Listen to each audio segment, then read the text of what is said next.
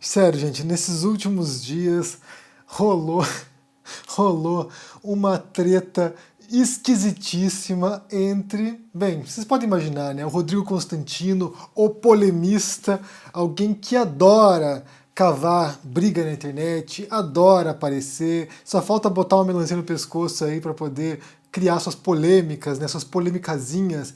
Ele vai publica um tweet passivo-agressivo, na verdade, né, tentando defender o Gentili, ao mesmo tempo que critica o Gentili. Eu vou ler para vocês logo em seguida aqui, e isso levou a uma treta entre ele e o Gentili. Eles ficaram ali brigando, ficaram se provocando, eles falam tanto da turminha da lacração, que basicamente o que você viu ali foi Constantino e Gentili querendo lacrar um sobre o outro. É engraçado, mas, por outro lado, isso também é revelador, como a gente vai entender em seguida. Mas antes de falarmos do Gentili trocando faíscas e farpas com o Gentili, eu quero ler um outro tweet, na verdade, do pastor Henrique Vieira, porque esse será o foco, na verdade, daquilo que a gente vai falar hoje.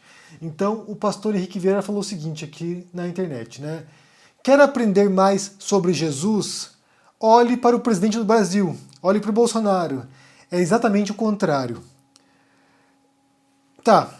Segura essa frase aqui do pastor Henrique Vieira e vamos agora ler, né, os tweets do Constantino e do Gentili. Começou com o seguinte, começou ontem, né, dia 11 de março, e o Constantino publicou o seguinte: PGR pediu o banimento do humorista Danilo Gentili do Twitter e impedimento de ele se aproximar da Câmara, como se fosse uma ameaça real. Absurdo. Gentili é arregão, incoerente e flerta com radicais de centro hipócritas. Mas nada justifica isso. Dois erros não fazem um acerto.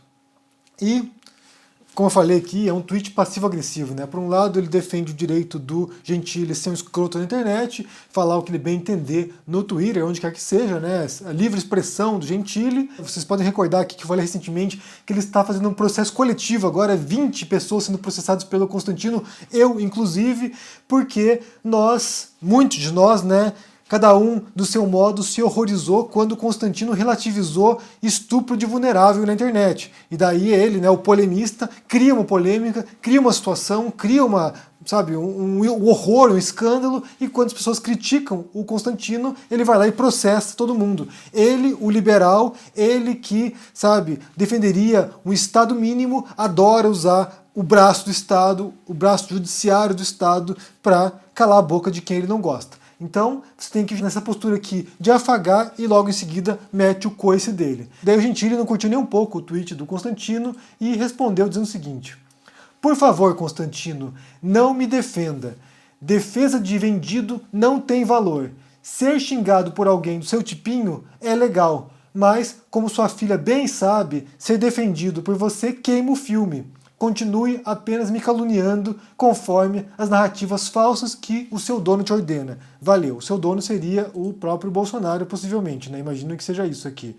E daí até o Nando Moura apareceu aqui, né? Quanta humilhação o Constantino passa, fazendo referência aqui ao Secom, né? Como se ele fosse contratado da folha de pagamento da Secretaria de Comunicação do governo. E daí o Gentili, Constantino, nunca tinha ouvido essa, faz todo sentido, por isso ele arregou e hoje virou gado. E daí, parece mamãe falei, ou seja, juntou a galera, né, aquilo que o Constantino chama de radicais de centro, que na verdade, como a gente viu mais cedo aqui, de centro não tem nada, é a velha direita tradicional brasileira e que está tentando buscar agora uma saída viável para não ter que enfrentar Bolsonaro de um lado e Lula do outro. E daí o Constantino não curtiu a resposta do Gentili, foi lá e prosseguiu e passou a atacar duramente depois do Gentili. Então ele fala o seguinte aqui: Constantino respondendo Gentili, né? Ele vai lá, dá um print na publicação do Gentili e fala o seguinte: com essa mensagem você mostra que é apenas um canalha mesmo, um bosta. Minha filha tem muito orgulho do pai dela. Basta perguntá-la. Desceu ao nível do PSOL, você um loser. No mais, não estou defendendo você, que não merece, mas um princípio de liberdade, coisa que você não entenderia. E daí ele prossegue. No mais, vendido é a mãe. Vamos com mais um processo aí para a babaca entender os limites da leviandade. Olha o nível dos amiguinhos desse sujeito. Daí ele mostra aqui o print do Nando Moura. Bem, a briga continuou, na verdade, né? Se arrastou aqui, foram insultos, acusações e é a direita se autodevorando, né? O que eu penso vendo isso é basicamente isso aqui.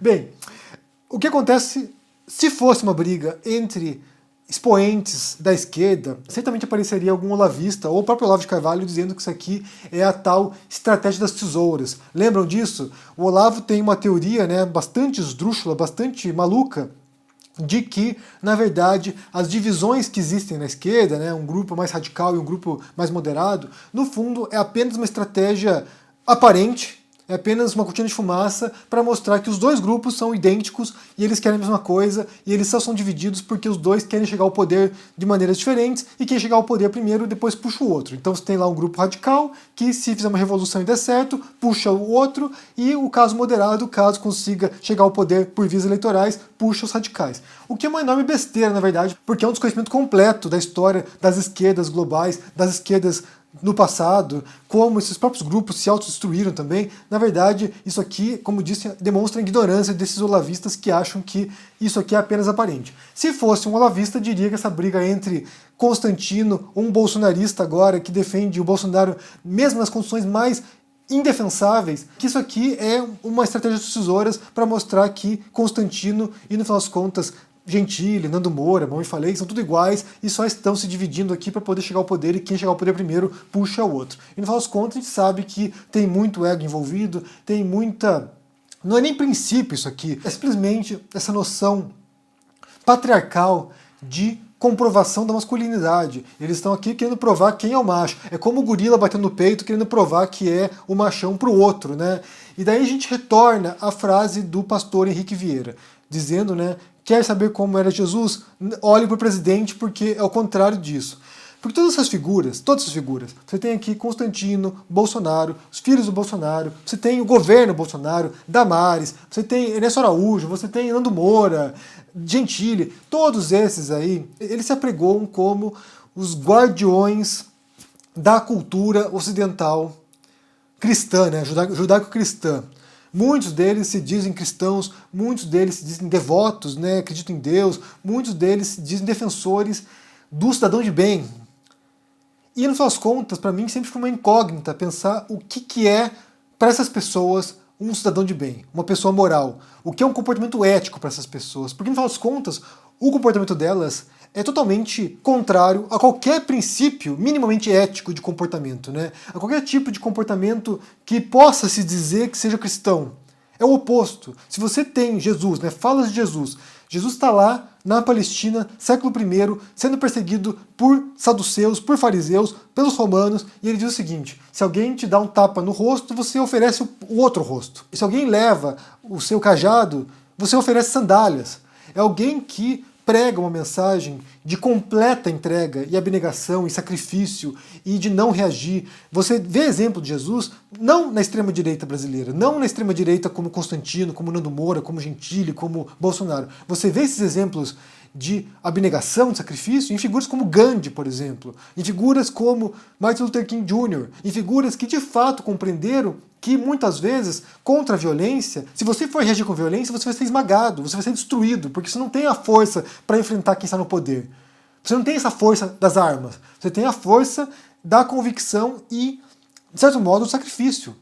Então, muitas vezes, o volume, a integridade tem mais força do que a reação armada. Então, os exemplos dados por Jesus não tem nenhuma relação com os comportamentos antiéticos dessas pessoas. Basta a gente pensar, por exemplo, na proposta ética de Kant, no imperativo categórico, né, de você se comportar de tal modo que o seu comportamento, as suas ações, sirvam de referência para todas as demais pessoas do planeta. Então, se você quer um mundo melhor, se você quer um mundo mais digno, se você quer um mundo com cidadãos de bem, entre aspas, aqui, pessoas de bem, pessoas boas, o seu comportamento deve refletir isso. É você o ponto de partida, é você o ponto inicial. Se você quer um mundo com pessoas dignas, com pessoas íntegras, pessoas boas, você é o exemplo.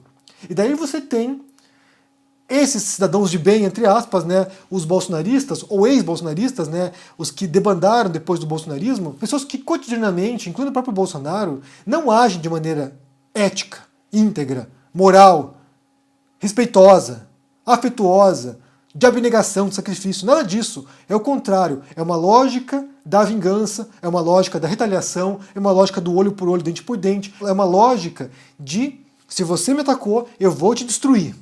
É da vingança, é a lógica da vendetta, é a lógica mafiosa, né? A lógica de milicianos, é a lógica da destruição, da morte, da violência, da agressividade, do insulto, da difamação, da calúnia, da destruição do outro. Eu estendo a fala do pastor aqui, Henrique Vieira, e não apenas ao Bolsonaro, mas a todos esses que batem no peito como gorilas aí, eu sou cidadão de bem, eu defendo os valores da civilização, porque eles são o oposto disso. São pessoas que refletem uma lógica primitiva de brutalidade. Essa treta entre Constantino e Gentili, e toda a caterva que veio junto, né, porque um monte de gente veio junto aqui, entrou no meio da briga, isso aqui não é um reflexo desse espírito cristão que eles supostamente diriam defender. É justamente o contrário, é o comportamento da brutalidade, é o comportamento de eu vou te pisotear, eu vou te esmagar. Inclusive eu me lembro quando o Nando Moura me respondeu uma vez dizendo que ia esmagar o verme, né, que era um verme que ele ia esmagar o verme.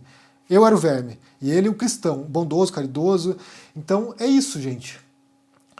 E eu falo sobre isso, né, eu menciono esse tipo de circunstância, esse tipo de treta, esse tipo de comportamento, porque isso, para mim, seria, na verdade, né, o substrato moral dessas pessoas. Né? É a imensa contradição entre aquilo que eles dizem pregar, aquilo que eles dizem defender e como eles realmente se comportam. Porque essa pauta de costumes, ela conseguiu agregar as pessoas. Essa pauta de costumes não é secundária no bolsonarismo ou na extrema-direita. Ela é central, porque é o elemento de agregação. É isso que faz com que evangélicos apoiem o Bolsonaro, porque o Bolsonaro diz ser um cristão. O Bolsonaro diz defender valores cristãos. E na prática ele não defende nada disso. Na prática ele defende a morte, ele defende a destruição, ele defende o genocídio. É isso. A tortura psicológica, a tortura física das pessoas. E é importante mostrar como eles se comportam na internet, porque é justamente isso, é diariamente. Todos os dias você vê essas pessoas trocando farpas entre si, ou seja, grupos da própria direita fazendo isso, e também, obviamente, atacando qualquer um que discorde deles, ou pense diferente, ou que esteja em outro campo político. Inclusive agora acalmou um pouco, né? Até fazer uma observação sobre isso, porque durante anos quem confrontava o Bolsonaro, quem expunha o Bolsonaro, quem criticava o Bolsonaro como eu fazia aqui desde 2017, quem fazia isso era brutalmente atacado na internet. Eram ameaças graves muitas vezes, né, que tinha que ir para a delegacia muitas vezes fazer um boletim de ocorrência porque eram ameaças graves que você de fato ficava com receio. Então eram ameaças, eram insultos, cidadãos de bem te ameaçando, delegados te ameaçando, policiais te ameaçando. Então realmente, durante muito tempo foi essa realidade. Qualquer um que entrasse na mira dessas pessoas, qualquer um que confrontasse essas pessoas, sofria um verdadeiro trabalho de destruição de reputação que era sistemático. Depois de um tempo, talvez de um ano para cá, um pouquinho menos, isso reduziu bastante e hoje em dia ele já não tem força mais. O bolsonarismo, nesse sentido de ação coletiva, eles encolheram bastante. Então hoje em dia é uma pessoa ou outra que vem te ameaçar. Mas a gente fala aqui de cristãos, né? Cidadãos de bem, pessoas que não entenderam nada da mensagem de Jesus, não entenderam nada, não entenderam uma palavra do que Jesus dizia e do sacrifício que ele fez e daquilo que ele representava, não entenderam nada. E isso vem de uma pessoa que não é cristã, gente. Eu não sou cristão, eu sou ateu, mas compreendo a mensagem de Jesus e compreendo o valor daquilo que ele diz, né? Tanto que o romance meu aqui, O Rei dos Judeus, que trata justamente disso, da história de Jesus, o Jesus histórico, aquilo que ele pode ter feito, né, aquilo que ele pode ter dito naquela época. Então é isso. Eu quero saber de vocês, o que vocês pensam dessa briga, né, dessa treta entre Gentili e Constantino, que ficou feio o negócio, que escalou, né, ameaça de processo e tudo mais, para vocês verem como as coisas são, né? O que você pensa dessa briga aqui? O que isso reflete sobre a personalidade dessas pessoas e a ética dessas pessoas, ou a falta de ética dessas pessoas, né? Porque é isso, são pessoas que pensam no código, sabe, na lei de talião. Você me insultou, eu vou te insultar, você me atacou, eu vou te atacar, você quer me destruir, eu vou te destruir.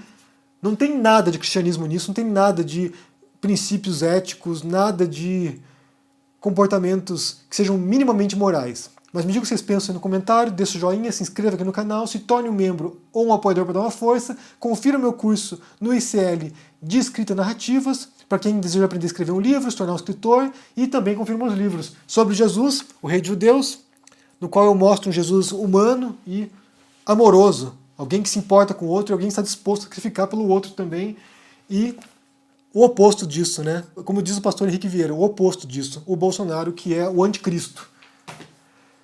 Me diga o que vocês pensam no comentário e a gente se vê por aí. Se cuidem e até mais. Tchau!